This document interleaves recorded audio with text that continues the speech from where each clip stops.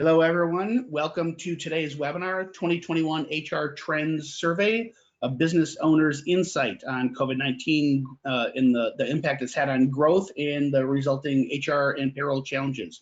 My name is Mike Vanoy. I'm the Vice President of Product and Marketing at Asure, and I want to welcome two special guests today. So as we unpack this month's ebook on our annual HR Trends Survey, we get the voice of business owners, HR managers in small and mid-sized businesses to understand their experiences, what they're going through. And I thought it'd be really some unique opportunity here to hear from people who live this every single day. So both from Asure, but different vantage points. So Cheryl Tribula is our Vice President of Human Resources and has just absolutely lived COVID, right? So as a company, as you might expect, that serves small businesses and revenue driven by employment levels at those companies, we've lived and breathed this internally ourselves, not just the services we provide for clients. So a really unique perspective. So welcome, Cheryl. Thank you. Thanks for having me. Yeah, and then Sarah Patain. So I think Sarah brings even a different perspective. So Sarah belongs to our HR services group, where think of Sarah as a fractional HR manager for many of Asure's customers. So where Cheryl has a really probably call it an inch wide, mile deep view into how this impacts small businesses here at Asure, Sarah probably has the mile wide, inch deep vantage point, all the same issues, but across many different companies, many different industries. In both Cheryl and Sarah, certified HR professionals. And I'm not going to say any years because I'm not going to age anybody in this call, including me, Cheryl and Sarah. But let's just say lots and lots of experience. So some really unique vantage points. So welcome to you, Sarah. Thank you very much for having me.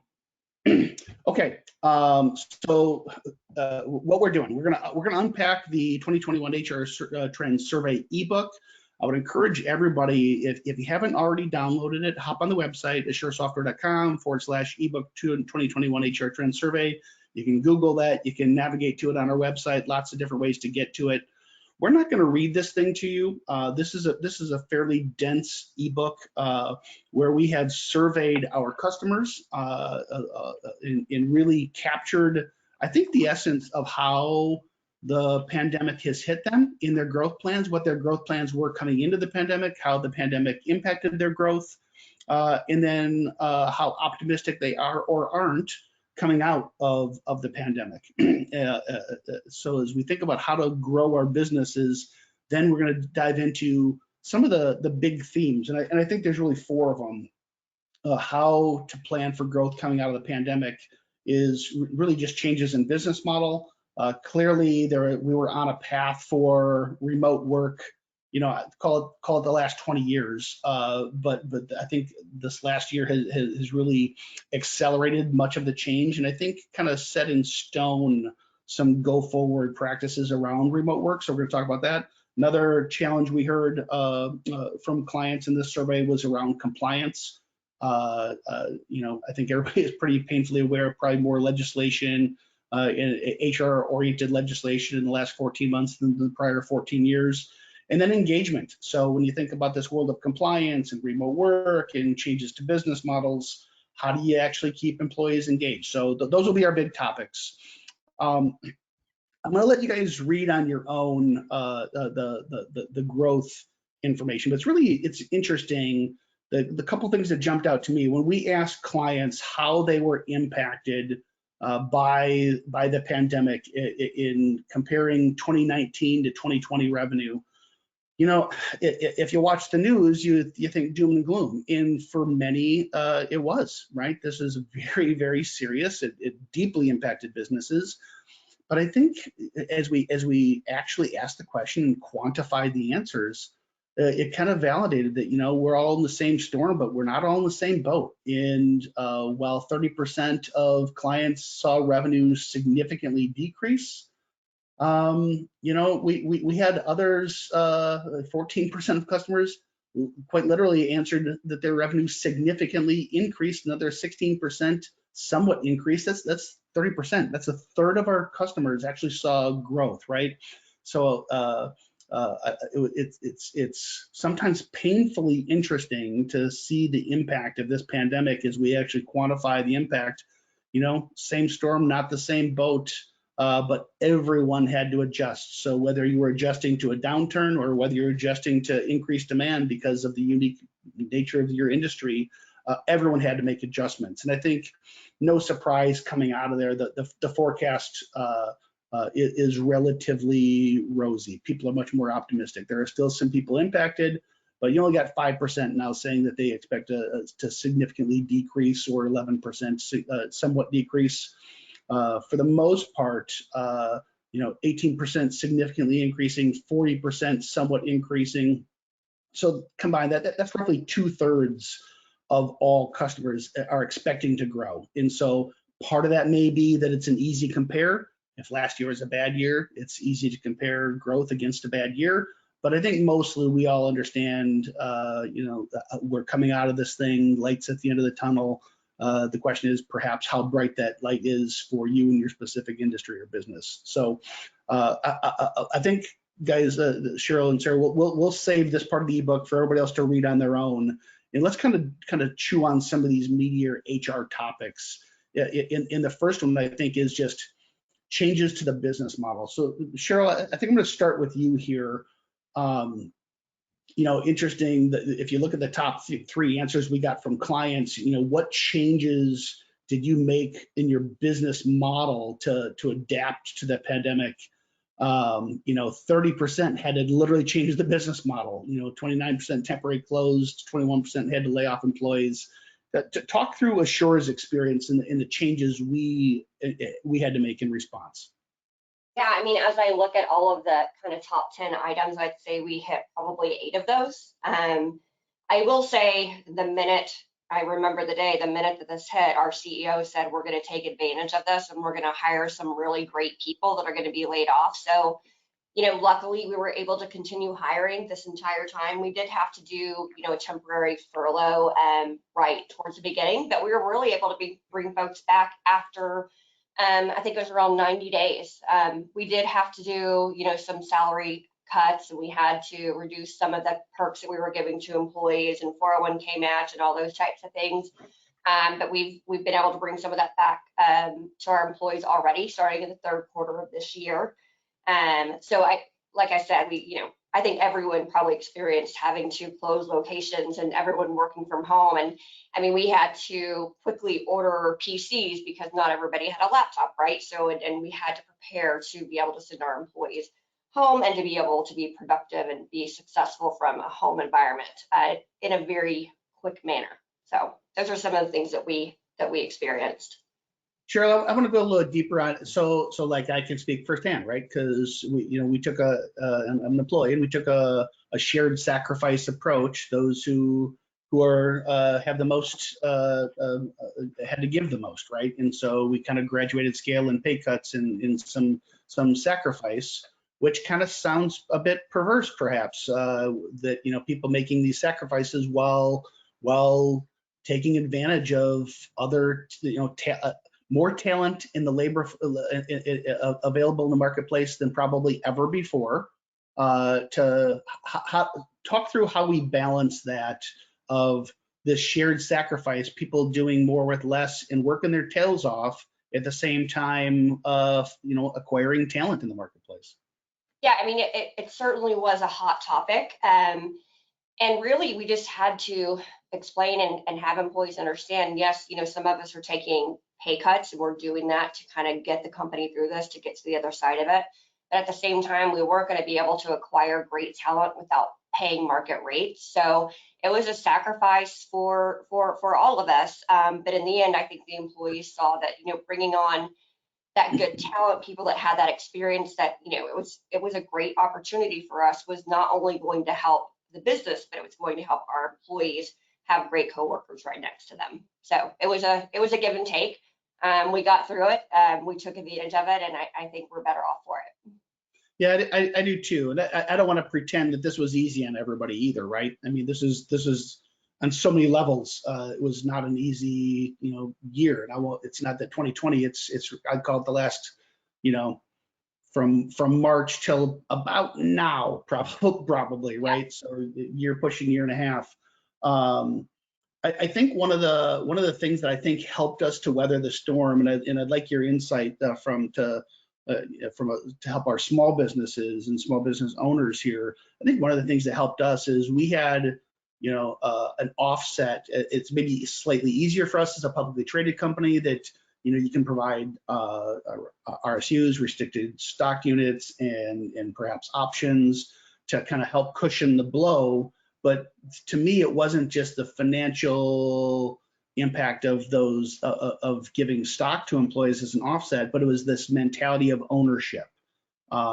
Speak to that, because I think there's a big opportunity for small business owners to help their employees be better engaged. And I'm trying to jump on the shark here on a future topic, but drive engagement through this ownership mentality and what employers might be able to do.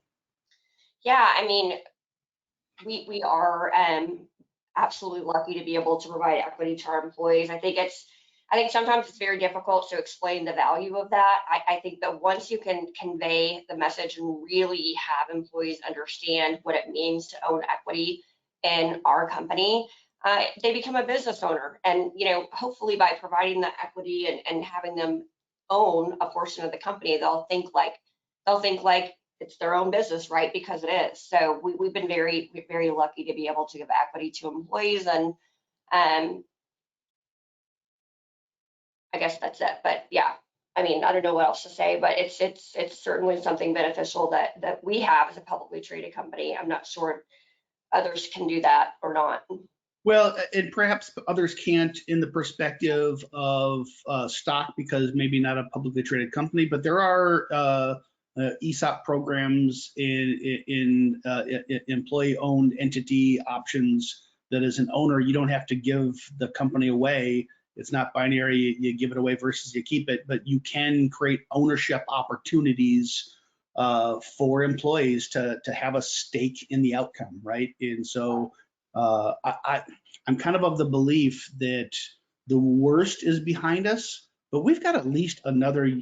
I think the echoes of COVID are going to last a long time. You think about, you yell across the Grand Canyon and you keep hearing the echoes. There's going to be echoes for a long time as we all adapt to employees making choices about where they want to work. Do they want to be in a virtual company, or do they not want to be in a virtual company? What kind of work they do? Does remote matter? I mean, there's going to be a lot of impacts here. I think there's plenty of opportunity to still respond.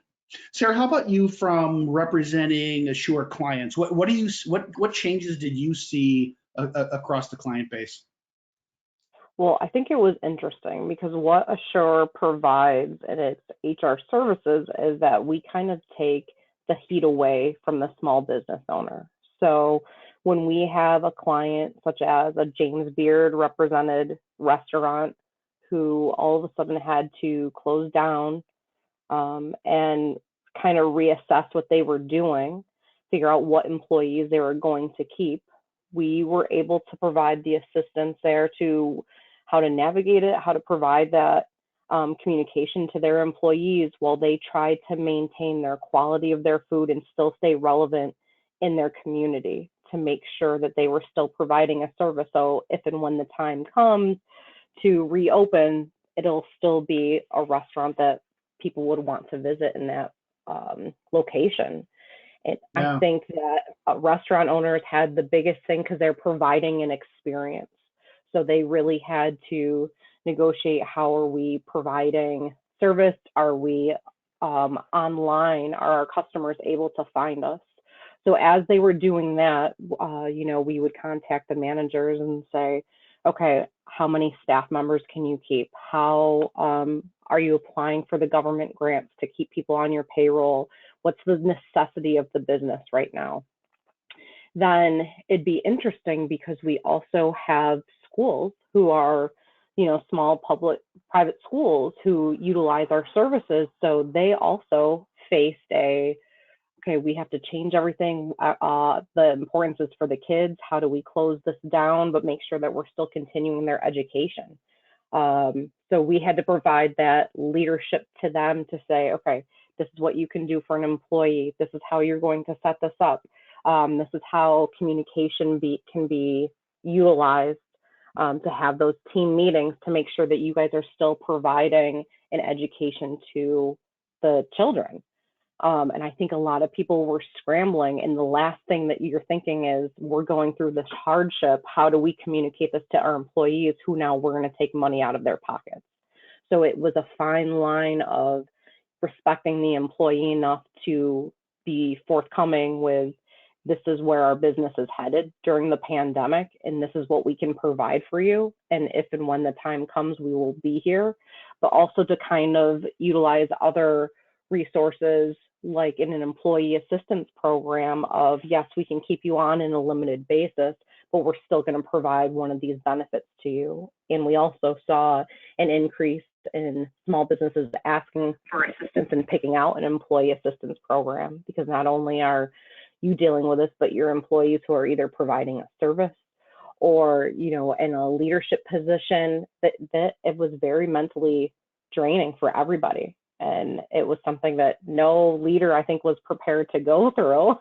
And they kind of needed that human element to discuss it and try and balance it effectively with the assurance that the company is not going anywhere, or we're going to do our best to remain competitive.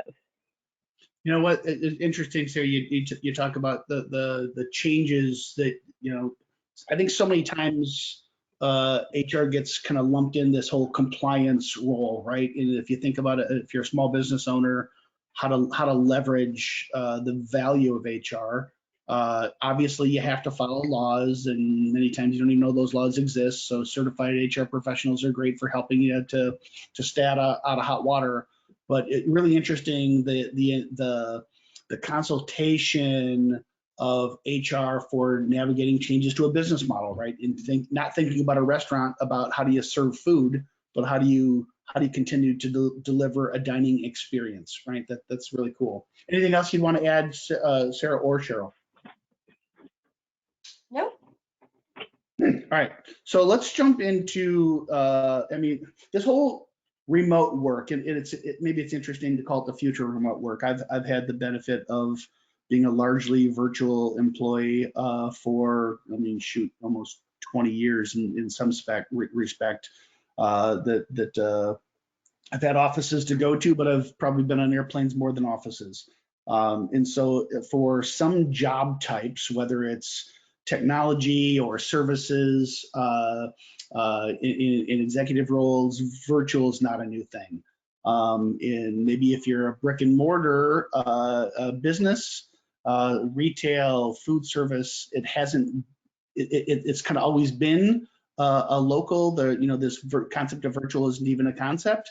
But boy, in the hybrid world of these changing business models, maybe if you're a landscaper, obviously people have to show up on a job site, but maybe bookkeeping and marketing and executive leadership and HR, maybe they did go virtual, right? Maybe virtual meant across the street in dialing in, or maybe across the country. What are the big challenges, Cheryl, that you've seen in kind of navigating, I'd say maybe balancing the company needs of what should and shouldn't be virtual versus employee desires around, I'd say, an increasing appetite of remote work? Yeah, I mean, it's certainly not a one size fits all, especially with us. I mean, we're a payroll company, so those folks that are that need to be in the office with distribution and things like that, those obviously have to be in the office. But I will say, coming out of COVID, there is a huge appetite. Employees want to continue having that flexibility and being able to work from home. And I think that, employers need to really be careful about assessing that, because coming out of COVID, people feeling more comfortable, and they may or may not want to come back into the office. And so I think there's a huge appetite for it. I will say, with people being remote, you have to it's challenging having tools in place to be able to kind of, monitor their productivity. Are they actually working when they need to be? but I do believe that the performance management piece is a huge aspect of that. So having that constant, one-on-one meetings with your supervisors every week to ensure that, you're there for your employees and that you're available to them to answer questions and help them through anything, they may need help with. But I will say, coming back, I read something online the other day that they surveyed some workers, and they said that would they rather have a $30,000 pay increase or continue having flexibility, and most of them chose the flexibility. So it's not necessarily even about the money, it's about the work-life balance that they were able to get during COVID. Yeah, you know what? This one hits home, right? Because we're a multi-location national company. You got engineers, you've got frontline service workers, you've got people who literally have to pack out, checks and ship them. So there's so many different job types that some lend to virtual, some don't. One of the things that I feel like I saw from an executive role is I for sure saw pockets where I think actually productivity went up because people were virtual, but I also absolutely saw white space grow between groups where, especially over 14 months, you got new names and faces, right? So some people go, some people join the organization, and they've never met each other, right? And so where maybe you didn't previously have super tight, well-documented process flows between your departments and your workflows, a lot of stuff just got handled because people had relationships and there was tribal knowledge around workflows and how to serve customers that maybe evaporated with the old people leaving and new people coming in, didn't know those processes, and the relationships didn't exist between people and it just exacerbated problems. So I'd be curious for your opinion on that, Cheryl, because to me the key here is it's not one size fits all solution so much as it is better communication and maybe what gets exposed when you go too far one way or the other. Yeah, I will say I see benefits for both sides of the spectrum. Being able to work from home, I know for me, I get a lot more done when I'm at home because, people aren't coming into my office every 5 minutes. I can wake up and just go straight to my desk and work and really have a ton of output and productivity. But I also see the benefits of coming into the office too. Being able to I feel like when I'm having to work with others, it's easier to get it done when you're in the same office. But I also will say, when we were fully remote, I picked up the phone more than ever. Like the emailing and the chatting went away because I very quickly figured out that I could get a lot more done just by picking up the phone and calling someone. And then I will say too, just in regards of having remote employees and having that engagement and the culture, I think that some leaders did better than others. I know that Brian Worley, our VP of Engineering, amazing. So all of his team meetings, every single call that he had, they used the webcam. And so it's much easier to connect and feel like, you're able to communicate in a more effective way having that video. So he did a great job with that during the pandemic. So I think there's benefits to both. I think that the flex work is important and it should certainly be considered if possible. So what would be your guidance, for where companies make mistakes, and what kind of high level guidance would you give them to as they consider, and I think we are absolutely making the recommendation, you should consider flexible virtual work if it's possible. But what would be your top couple of points for people to look out for? I think where companies might make a mistake is just, like I said, spreading the butter and treating everyone exactly the same. Your high performers, they want flexibility. They've earned flexibility. They can be trusted. If they're producing and that they're giving the company what you need, there's absolutely no reason they shouldn't have that flexibility. And I think, having a top performer just mandate that they can't, work remote at all, they're probably going to go somewhere else. The market's very hot right now. People are starting to feel more comfortable. They're starting to look. So I believe that remote and flex work should be seen as a benefit almost, just like our medical, dental, vision. It's a benefit that we can offer to those employees that are highly sought after. So I wouldn't just mandate it across the board. I think it just depends on the role, the employee, the performance. And then, of course, if you have employees that aren't performing, absolutely, you manage the performance. You don't just mandate, is what I would say. Yeah, you know what? I think it calls for a higher level of leadership. Because I have for sure seen some employees kind of push back. Hey, I really don't want to come back in the office in where I could acknowledge perhaps they personally or even a narrow department was in fact at least as productive, if not more productive. But what's missing from that equation is how the decrease in productivity for other teams that didn't have as good of access in kind of water cooler transmission of knowledge, if you will, that was missing. So if you're going to do it, you got to really think through. It's not binary work from home versus work in an office. It's probably somewhere in between. It's a flexible schedule, but then how are you defining and documenting processes, and ultimately how are you communicating? Sarah, you've seen this play out at many companies, serving our clients, perhaps smaller companies, but across probably a wider breadth of industries in company sizes than Cheryl has. What have you seen?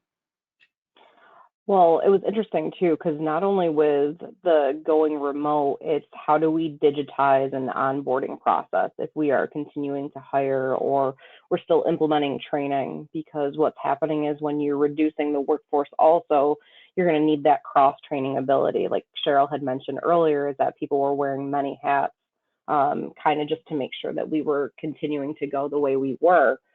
So how do you do that and still maintain your company culture? It's very difficult for small employers who kind of grow from the fact that, yes, it's a very small business. You feel like you're part of a team, and then all of a sudden you're forced to go elsewhere. So when we have, we work with a consulting firm in Rhode Island, and all of a sudden they were used to their weekly meetings, their touch bases. And with everybody navigating everything, it's how do you create that virtual water cooler moment? And what's the type of tools and technology that we need to start investing in to make sure that we're working together as a team, right? Because everybody has these different technologies that they're able to use, and a small business might not have the platform to, utilize, all of Microsoft Office or a Google Suite, and they were going to Zoom but how else do you make communication to everybody, right? Simultaneously. And the other issue was everybody was used to coming into the office. Now you have these small businesses that are asking people to set up remotely at home where, they're not sitting in a comfortable chair or, an office type setting. They're holding on to a laptop and sitting at their computer table all day. So how do we get them invested and make sure that they're going? And a lot of people, when they say, we're going to invest in technology where, yes, we're going to be watching over your productivity or how you log on, that actually made people, I think, shy away from staying there. I think that most people would prefer the upfront, when you log into the system, we're watching what's going on. And, then they're kind of more accountable and they're owning their work. But I do think that the small businesses that we do have with us, when they found that they could provide that flexibility, and as long as the work was being done, that their retention was actually staying during COVID. They weren't looking for that assurance from a bigger company to kind of jump over there and make sure that they were going to have a paycheck. It was the flexibility and the also ability to learn at their own speed at home that I think the small businesses just grew from that. Yeah, it's interesting as I'm trying to imagine how this conversation we're having would hit my ears if I was a frontline employee, and I think boy, they're talking about whether I'm productive or not and quantifying my productivity, and I could see how that might hit somebody's ears a little bit rough. Like, boy, working virtual, they think they now have to measure my productivity, but as if we weren't always measuring productivity, right? Right. So, so it's interesting. This new dynamic is kind of maybe just put some sunlight on a topic that, leadership has always looked at productivity, right? It's, what are the right salaries and how many headcount do we need and what is the expectation we're going to get from these employees, which might sound like kind of cold, inhuman things, but this is how all businesses run, right? And so I think it's kind of revealing what always happened. What guidance do you give, Sarah, to small business owners to help bridge the gap in helping their employees better understand maybe the employer's concern? Because I think we all get the employee's concern, right? Hey, I want to be more flexible. Allow me to be more flexible. Let me work from home when I want. Let me come and go when I want. Kind of obvious requests, but there's two sides of that coin, right? The business has to still function. So what's your guidance for small business owners? I mean, when we say we're measuring productivity too, a fancy way of saying it is just your annual performance review. So it's just so telling employers that you're letting the employees know that we're providing this, but we have something to provide to the community also, right? So we don't want to stop what we're doing. And there are expectations from everybody, and it's not just on the employee who has to produce something or put in, a finished product at the end of the day. It's the fact that, we're doing this for the better good, and it's just an open conversation. And when we say productivity too, I think people think that it's a defined number, right? So yes, I'm expected to do this much time of work. I'm expected to produce this much of a product, and it's not. It's the value that you're also putting out. So I think when you talk to employers and we kind of help them recommend how they're going to use the verbiage to explain it to their employees, the softer you use it and you're not critical. And I think that's a different approach too, is how do we convey it without being critical of what they've already been providing? Because it's almost like, we're watching you now for your productivity. So are you telling me that I was not being productive before I worked remotely?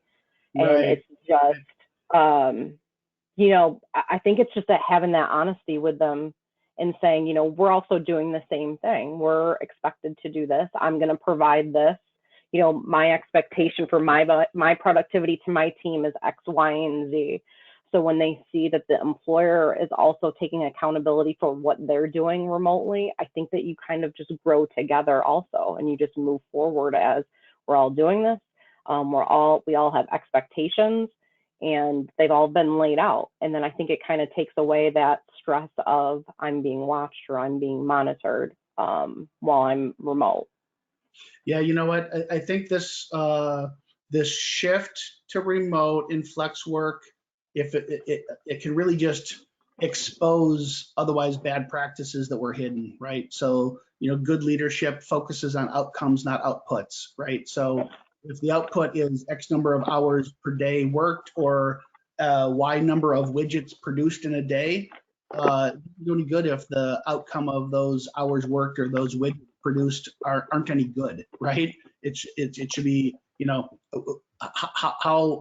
did you improve the life of your customer that day? How what more the outcomes of those deliverables? So to me, again, I think probably the biggest advice I could give to small business owners here is you cannot over communicate enough especially through a transition and change like this. Now let's jump to our next topic around compliance. So good gravy, there's some big heavy stuff and it doesn't seem to end, right?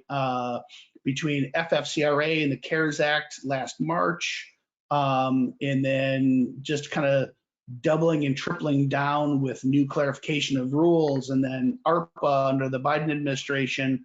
The changes are insane. I mean, here we are, the first day of Q2, and it was last Friday that the IRS actually provided all of us with what they think what the new 941, the quarterly employer tax filing, to how to account for all this regulation and bucketing of dollars.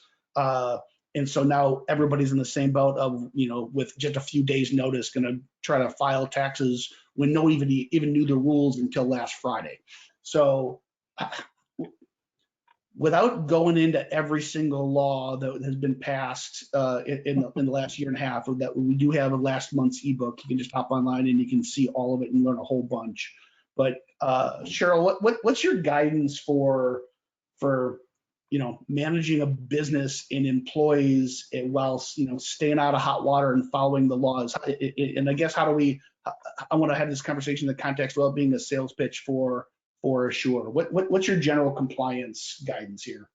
I mean, really just read, listen, reach out to others who might be in HR or payroll or have that industry knowledge for help, because it really took a village to pick apart some of these regulations that came through. I know when the PPE loan came out, I promise you, I spent 90 days because it changed daily, right? So then I would have to rerun the numbers. I mean, and just websites like Sherman, things like that, they were just such a huge resource to kind of, they were constantly pushing data out so that we weren't having to go and pull it. So it was really just watching the news, reading, and staying on top of it. And it was every day, all day long, pretty much. Yeah, I mean, so like regular listeners of this weekly show, I was doing webinars, sometimes more than once a week on how to fill out PPP applications and then forgiveness applications, and they were always changing. I mean, I want to say we're up to revision number 7 or 8 on the 2021 PPP forgiveness application. I mean, these things are just constant. So, Sarah, you see this across many clients. So,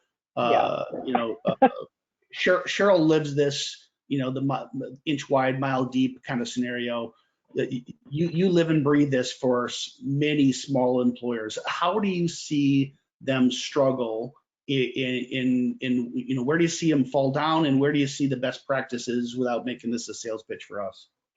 I mean, without it being a sales pitch for us, I'll be honest too, Mike, is anytime anybody will ask me as an HR professional, what's your least favorite part of your job? And, we all love the human aspect of it. And a lot of it is keeping up with the compliance issue and the changing laws. So being an HR professional based in New York, we have one of the toughest states to kind of maintain this. And when you have small businesses that have a workforce that might be in Massachusetts, Connecticut, New Jersey, and New York, and each governor decided that they were going to do something different on any given day during this pandemic, it's how do they stay up to date with that and making sure that they're providing their employees with the knowledge and the necessity to keep going. So it was very, like Cheryl said, we had to pay attention to everything that was going on a daily basis.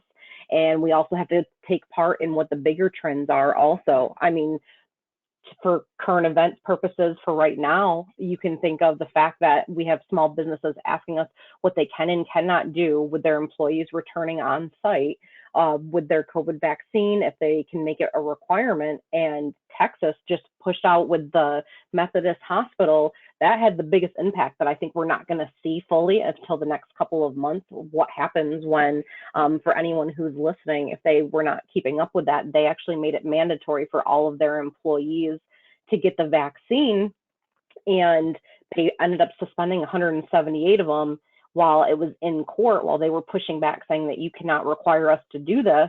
And then 153 ended up either resigning or, quit their position.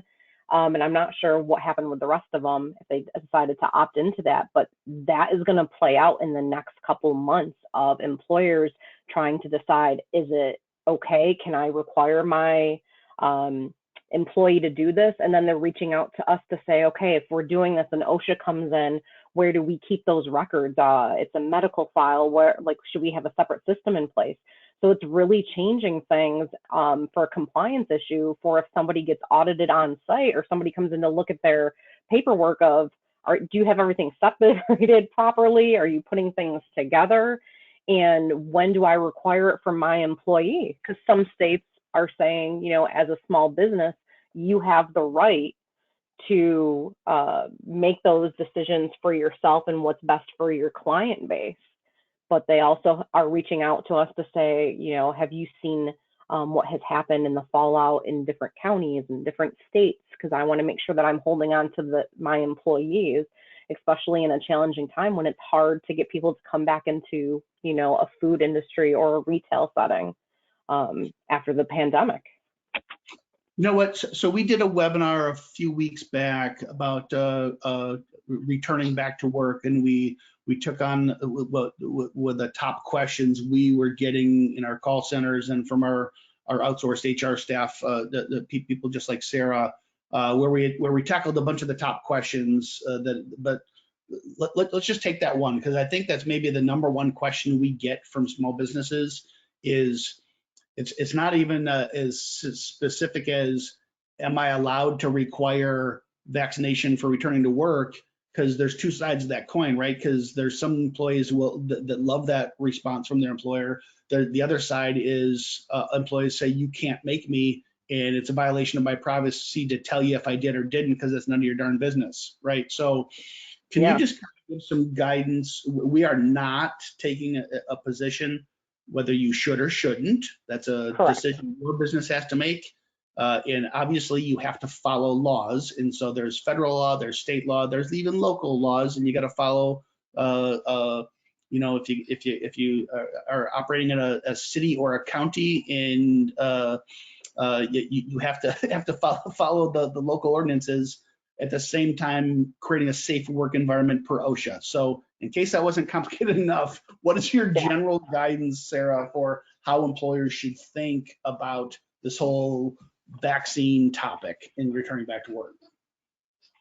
So you just want to make sure that you're doing what is being required by your local government and what you're being surrounded by, but it's also taking a pulse of what your employees want also. So it's kind of a hard balance between the two, because you still want to survive as a business, especially, when we were having everybody leave. So when doing that, I give them the most, I give them my recommendation based on where they are located in the United States.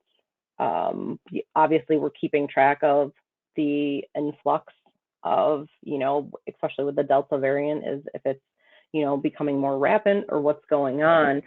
But they really have to be in general terms, and they also have to be flexible with the fact that you are going to have employees that are going to have strong opinions one way or another. And you kind of have to navigate it much like politics in the workplace, is that you can give a general guidance or an ordinance about it, but at the end of the day, if someone's not going to decide to put something into their body, we can go through, like an ADA process of, you're deciding not to do this, we'll do an accommodation, and you just kind of go from there. It's day to day until we get everybody back on site, because I think everyone's still trying to bring everybody back and find out what they want, because not only do people have very strong opinions about whether or not they want to be in a workplace environment where people may or may not be vaccinated, may or may not be wearing masks, but their priorities changed also. So I think it's, you have to rely a lot on your data analytics of people coming in and kind of having almost like a re-interview of what are your expectations from the company also. So I've been providing guidance for our small businesses that way also, is, we have a business that's in New York City and there's only 10 people. So it was really, come together as a group. You wear your leadership hat and dictate the conversation and ask them what they need and what they want to feel safe to return if you're willing to bring them all back on. And then that just fosters that environment also. But yeah, we also have clients too where I say, you can't single anybody out for it, because people will ask, should we issue a memo to employees reminding them if they are not vaccinated to maintain the guidelines. And it's one of those simple things that if you send it out to one, you send it out to everybody. We're not going to single anybody out for what they choose to do outside of work. Yeah. So this is the hard one. Go ahead. I was just going to say, I agree. I think that just in general, so coming back into the office and, are we going to require the vaccine? Are we not going to require the vaccine? I think at this point, companies will have to decide, like you said, Sarah, what's best for their business. And then employees have to decide what's best for them. Do I want to come into the office if I don't want to get a vaccine and my company's not mandating it? then I'm probably going to need to find a new job. So, there's decisions that companies and employees are having to make on, the way forward. What would be just so I'll cover the sales pitch part of this and maybe in 30 seconds as we wrap, because we can help clients with this. But what would be your overarching guidance, Cheryl, for people that live in your role? They're responsible for knowing this stuff and balancing employee engagement and productivity and culture with following the law. Yeah, I think it's a very, very sensitive topic. I think that you've got folks on total opposite ends of the spectrum, and I really think it's all about respect. We need to respect, whether I agree with your opinion or not, we need to give each other that respect and show compassion and show, that we're all humans and we've got to get through this together. So I think being flexible and really understanding how different this affects every single employee is so important. Yeah. All right, we just got a couple minutes here. I'm going to spend on this last topic, then I'm going to wrap us. Employee engagement is a continued, I'd say, developing topic. So I'd say employee engagement was kind of a new thing, call it 15 plus years ago in large enterprises, right? Where you had a VP of HR who could dedicate time to thinking about things like this. It was not really a topic in small business because you think small business, everybody's got their sleeves rolled up side by side. But in this new world where you have combinations of frontline workers some are virtual, some are face-to-face, sometimes it's a combination, sometimes you have traditional W-2 workers, sometimes you have gig economy 1099 workers. Creating employee engagement is an increasing challenge for companies of all size, and they got to think about, right? So whether it's hiring the right people is the number one challenge, or compensation, how do you measure productivity? Just a couple points, Cheryl, I'll let you go first. What are the big considerations you make at Asure? What are some of the big challenges, and what are maybe some of the best practices you see for improving employee engagement? I think a huge part of employee engagement is listening to what the employee is saying. And, if you're going to do employee engagement surveys and things like that, you not only have to listen, but you have to implement a plan to listen and to what they're saying and better yourself as a company for your employees. I also think, in terms of the flex work, having that trust. I mean, employees want to be trusted. I think if you hire great people, they're going to do great things. So, just having leadership and having one-on-ones with your employees and really just, I guess, for lack of a better word, having that engagement on a daily basis so that they feel like they're a part of a team and they feel like they're heard. Yeah. And Sarah, what are you seeing across the companies that you represent, providing HR services for, and then your peers in the HR services group? What are the big topics where customers or small businesses are struggling with employee engagement, and then what are some of the best practices you're seeing? I think it's the same thing with what Cheryl was saying, is that everybody wants to feel valued, right? So once you have that buy-in from the employee that they are valuable and that you're going to invest in them and you're really going to make them a part of the company and kind of have some type of ownership in the decisions that are being made, is you really get that engagement and you have that retention there. And I think that what that starts with is just making sure that the company really has a firm grasp on what they want as their company culture, and what they want to portray for their business model also. So if they had to make adjustments during the pandemic and they went to like a more virtual or online, how do we make sure that our culture is still being spread out throughout that, and our employees feel like we're listening to what they're saying? And I think that for us, in our consulting team, we've really seen an influx of people looking for, the stay interviews, see what they want to be a part of, and kind of when you are interviewing also, because a lot of these small businesses might not have a structured interview guide that they follow. So we're helping them redesign that in the way that you're really looking for, you know, a skills-based person who has that team mentality. And there's ways to get that from a simple interview also, that they may have just been looking for just the skill set to begin with of, can you do this? Are you able to function in this environment? And really helping them decide just simple things is, how do we do that employee appreciation without having the funds available because we're trying to survive after this pandemic and reopen ourselves up.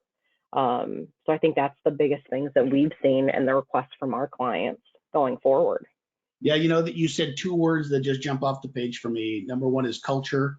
And the other one, I think was attitude.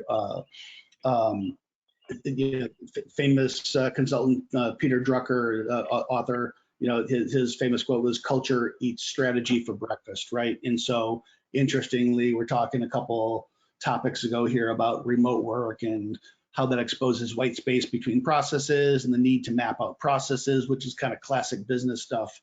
But at the end of the day, it's not just hiring people with the right skills to perform that discrete job, but if you hire people with the right attitude, and you listen to your employees. It's Cheryl, that you said that several times in today's conversation about just simply listening and then communicating. To me, so much of this is just about culture, right? And hiring the right people is not just about skills, but it's the right attitudes, right? In their approach to the business and their level of commitment. And are we all in this together or not? Because that solves for a whole bunch of other problems. So with that, I know we're at time. Cheryl and Sarah, thank you so much for joining us. I think it really was a super valuable conversation. I'd encourage everybody to hop online if you haven't already. Download the ebook. And here's the 30-second sales pitch. What Sarah and Cheryl are talking about today is exactly what we do for clients. So we help 80,000 small businesses, whether it's with payroll and tax filing or time and attendance, HR software where you help yourself, HR services where we do this for you. Most small businesses up to a certain point can't afford a $75,000 a year SHRM certified HR person, but they are also big enough that they desperately need HR help. And this is just one of the many ways that we use human capital management services and software to help small businesses grow their business. So we're optimistic. We've turned the corner. We're all in the same storm, not in the same boat, but I think all of us have a reason to be optimistic, and Assure would love to be part of the solution of helping you all grow your business. So with that, thank you to Cheryl and Sarah, and thanks to everyone else for joining today, and look forward to our conversation next week. Thanks, Mike. Thank you, Mike.